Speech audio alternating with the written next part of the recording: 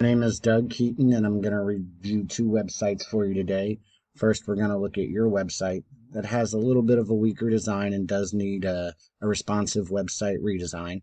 And then we're going to take a look at a website that has a strong design and is a real good example of responsive design to demonstrate what your site could look like if we use the mobile first.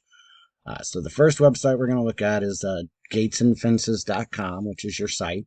When we first pull up the website, you're immediately overloaded with information.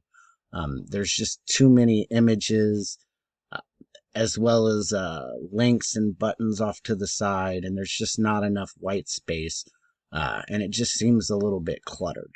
The different shapes of the links over here as well, where you go from the squares to these ovals, and with the color style that's used as well, it distracts you and it makes everything really hard to read the buttons off the white font with those red background to it. And then as we view this from a mobile device, and you can see that everything does at least shrink down to size here, but the problem is everything is so tiny you can't really read anything, and because the images are all different shapes and sizes too, it just makes everything not flow together real well. But more importantly, as is, the site's not functional. Even if you did know which link you wanted to hit and where that link was because you use the website all the time, on your mobile device, it's going to be extremely hard, if not impossible, to try to hit the right link with your finger or your thumb. And as far as it goes with reading the site, you have to zoom in and zoom back out just to be able to read because everything doesn't scale down the way it should. So there's just too much information here cluttered together, and there's just not, and the color scheme is not very good, so it's really hard to distinguish it. So now, if we compare that to a second website, we've got CNN.com here, and you can immediately tell the difference in design. There's a lot of white space. There's not as much bright colors as far as backgrounds. Even the ad bar is black, and this one's blue, so it makes it a lot easier to read and to kind of navigate and see where you want to go. You also notice that under the articles they have these lines.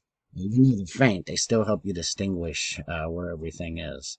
Now, if we go into the mobile view, everything contracts, but as it contracts this time, you can actually read everything without having to zoom in.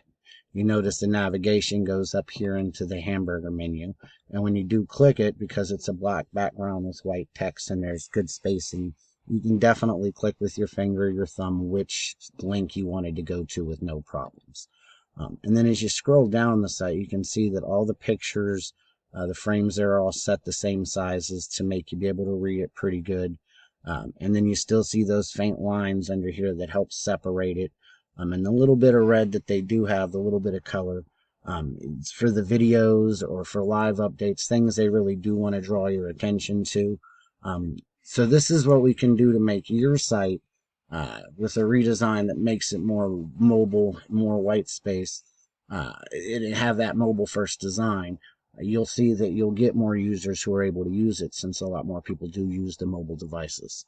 So I would like to thank you for the opportunity to go over what needs improved on your site, and I thank you for your time and your consideration.